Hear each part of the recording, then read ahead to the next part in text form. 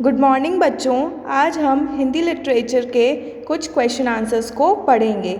इन question answers को मैं आपको इस वीडियो में समझा रही हूँ। आपको इन क्वेश्चन आंसर्स को अपनी नोटबुक में लिखना है, फिर याद करना है। चलिए मैं आपको समझाती हूँ। पहला क्वेश्चन है आपका, प्रकृति की शोभा का वर्णन अपने शब्दों में करें। इस क्वेश्चन में आपको क्या पूछा है?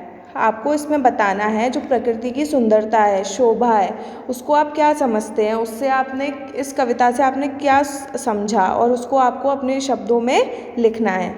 तो आपका आंसर मैंने क्या लिखा है? प्रकृति की शोभा अद्भुत और निराली है, यह आश्चर्य का भंडार है।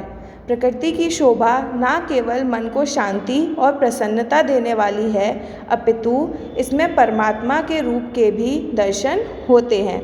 क्या है इस आंसर का मतलब? इस आंसर का मतलब ये है बच्चों, जो प्रकृति की शोभा है, सुंदरता है, ठीक है, वो बहुत अद्भुत है, बहुत सुंदर है, बहुत निराली है और ये बहुत आश्चर्य का भंडार है। यहाँ पर हमें अलग अलग तरीके की चीज़ें देखने को मिलती हैं। प्रकृति की सुंदरता में हमें मन की शांति के अलावा भी जो चीज़ें हमें प्रसन्नता देती हैं, खुशी देती हैं, मन को शांति देती हैं। अब जैसे आप कहीं चले गए, वहाँ पे पूरा जंगल जंगल है, तो जंगल में क्या होता है? जंगल है, पेड़ पौधे हैं, तो वहाँ पे आपको बहुत मन की शांति मिलेगी, आपको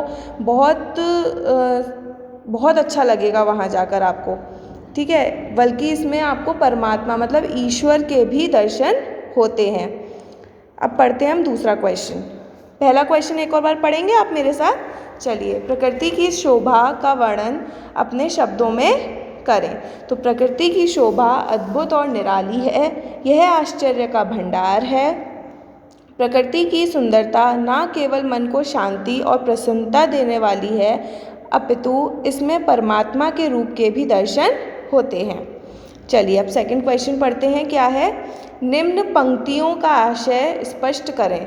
नीचे कुछ पंक्तियां दे रखी हैं, लाइन दे रखी हैं कुछ पोएम की, इनका मतलब आपको समझाना है। क्या लाइन्स हैं? चलिए पढ़ते हैं। सूर्य चंद्र की शोभा अद्भुत, बारी से आना दिन रात, त्यों अनंत तारा मंडल से सज जाना रजनी का गात। क्या मतलब है इन लाइंस का? तो देखिए क्या मतलब है, समझते हैं। निम्न पंक्तियों में कवि ने प्रकृति के सुंदर रूप का वर्णन किया है। इन पंक्तियों से आपको क्या समझ में आ रहा है? जो ये पंक्तियां हैं, ये लाइंस हैं, उसमें जो हमारे कवि हैं, कवि कौन है? श्रीधर पाठक। उन्होंने इन लाइंस के द्वारा हमें प्रकृति की बहुत एक सुंदर रूप हमें दिखाया है। क्या कहा है उन्होंने? जो सूर्य और चंद्रमा है, ठीक है, सूर्य जो सुबह आता है, चांद जो रात में आता है, ठीक है, और वो हमारी जो धरती है, हमारी प्रकृति है, उसकी जो शोभा है, उसकी सुंदरता को बहुत अच्छा कर देता है। चार चांद लग जाते हैं, कहते हैं ना, ये साड़ी और इस पे आपने ये नेकलेस पहन लिया, चार चांद लग गए, आपकी सुंदरता तो निखर कर आ गई, ठीक है। वैसे ही कवि कहते हैं कि सूर्य और चांद प्रकृति की शोभा में चार चांद लगा देते हैं।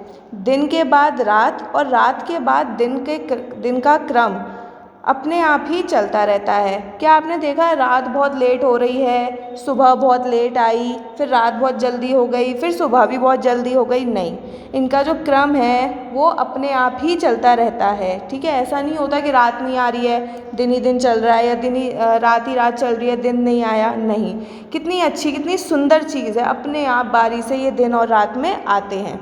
कवि कहते हैं कि सूर्य और चांद प्रकृति की शोभा में चार चांद लगा देते हैं। दिन के बाद रात और रात के बाद दिन का क्रम अपने आप ही चलता रहता है। रात के अंधेरे में आकाश में चमकते तारे और टिमटिमाते असंख्य तारे रात की सुंदरता में चार चांद लगा देते हैं। क्या बोल रहे हैं? रात में जो अंधेरा होता है, ठीक है, उसमें जो चमकता हुआ हमें एक चांद दिखता है, कितनी शांति मिलती है हमें। पहले क्वेश्चन में हमने देखा था मन की शांति, कितनी शांति मिलती है, कितनी मन को शांति मिलती है। अगर आप छत पर चले जाएं और उस चांद को देखते रहें तो आपको बहुत शांति मिलेगी, करके देखिएगा, ठीक है। तो रात के अंधेरे में जो आकाश में हमें चमकता हुआ चांद दिखाई देता है और उसके बगल में टिमटिमाते हुए जो तारे दिखते हैं हमें, वो जो सुंदरता है हमारी प्रकृति की, उसमें चार चांद लगा देते हैं। तो ये था इन पंक्तियों का मतलब। क्या थी पंक्तियाँ?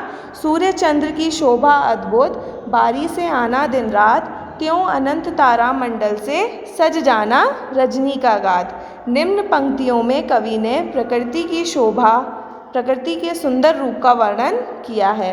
कवि कहते हैं कि सूर्य और चांद प्रकृति की शोभा में चार चांद लगा देते हैं। दिन के बाद रात और रात के बाद दिन का आना, दिन का क्रम अपने आप ही चलता रहता है। रात के अंधेरे में आकाश में चमकते चांद और टिमटिमाते असंख्य तारे रात की सुंदरता में चार चांद लगा देते हैं। चलिए 2 क्वेश्चन हो गए, अब हम 3rd क्वेश्चन पढ़ते हैं। तो चलिए बच्चों, ये है आपका 3rd क्वेश्चन। अब इसे समझिए, क्या है इस क्वेश्चन में। ईश्वर के कार्य को किस प्रकार चतुराई भरा कहा जा सकता है, कविता से अलग अपने तर्क दें। इसमें अभी आपने जो कविता पढ़ी थी, क्या थे उसके लाइंस। ध्यान लगाकर जो तुम देखो इस जग की सुघड़ाई को, बात बात में पाओगे तुम ईश्वर की चतुराई को। था ना इस पैराग्राफ में था ना कि ईश्वर की चतुराई, अगर तुम ध्यान से देखोगे इस धरती को, इस प्रकृति को और इसकी सुंदरता को, तो आप बात बात में पाओगे कि ईश्वर ने कितनी चतुराई से, कितनी चालाकी से हमारा जो ये प्रकृति है उसे बनाया है, कितनी हर चीज़ को कितनी अच्छी तरीके से उन्होंने सजाया है, बनाया है। तो इस क्वेश्चन में आपसे बोल रहे हैं कि कविता से हटकर अपने भी कुछ अलग से तर्क दें। चलिए, क्या है आंसर। ईश्वर ने इस प्रकृति को बड़े ही गुप्त ढंग से सजाया है। ठीक है, ईश्वर क्या है इस लाइन का मतलब। इस लाइन का मतलब ये है कि जो ईश्वर है, जो भगवान है, उन्होंने हमारे प्रकृति को बड़े ही मतलब गुप्त ढंग से, मतलब हर चीज़ हो रही है लेकिन पता नहीं चल रही है कि हो रही है। ठीक है, बहुत गुप्त ढंग से हर चीज़ है हमारी आंखों के सामने, लेकिन हमें नहीं पता, लेकिन हो सब चीज़ रही है। तो बहुत ही गुप्त ढंग से सजाया गया है। धरती पर इतनी सारी भौगोलिक विभिन्नताएं होने के बावजूद प्रत्येक प्राणी के जीवन हेतु अनुकूलता है। धरती का प्रत्येक प्राणी सुबह में भले ही भूखा जगता है, लेकिन ईश्वर की कृपा से रात को सोता खाना खाकर ही है। जैसे आप देखते हैं, बहुत से ऐसे गरीब लोग होते हैं या बहुत से ऐसे लोग हैं जो सुबह उठते हैं तो वो भूखे पेट होते हैं, लेकिन रात को कोई खाने की कमी से मरेगा नहीं।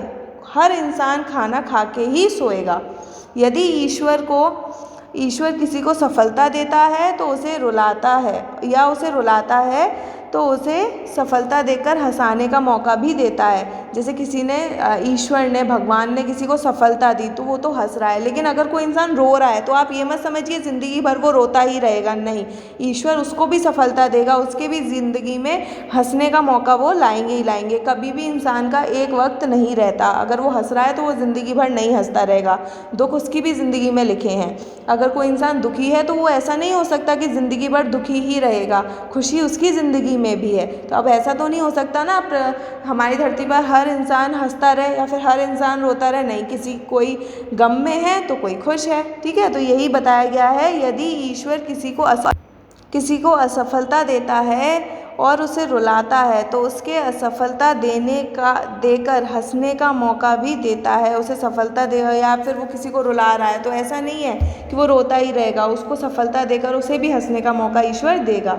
दिन रात, सुख दुख, धूप छाँव, जीवन मृत्यु, आशा निराशा आदि नियमित और गुप्त परिवर्तन ईश्वर के ही चतुराई भरे कार्य हैं, जो हम लोग अपने जीवन में देखते हैं। कभी सुख है, कभी दुख है, कभी धूप है तो कभी छाँव है, कभी कोई इंसान जी रहा है तो किसी की मृत्यु हो गई, कभी आशा है तो कभी निराशा है। ठीक है, तो ये सब यही एक गुप्त परिवर्तन है जो ईश्वर की चतुराई भरे कार्य हैं। ईश्वर ने कभी भी ज़िंदगी को, लाइफ को सेम तरीके से जीने का मौका नहीं दिया कि आप खुश हो तो आप खुशी बने रहो, आपके घर पे पैसा है तो वो ज़िंदगी भर रहेगा। ऐसा नहीं है कि आपके पास जीवन है तो फिर आप जीते ही रहोगे। नहीं, आपको भी मरना है। ठीक है, तो उन्होंने इतने गुप्त ढंग से हमारे ज़िंदगी को और हमारी हर चीज़ को इतनी अच्छी तरीके से बनाया है कि हर इंसान हर चीज़ फेस करता है।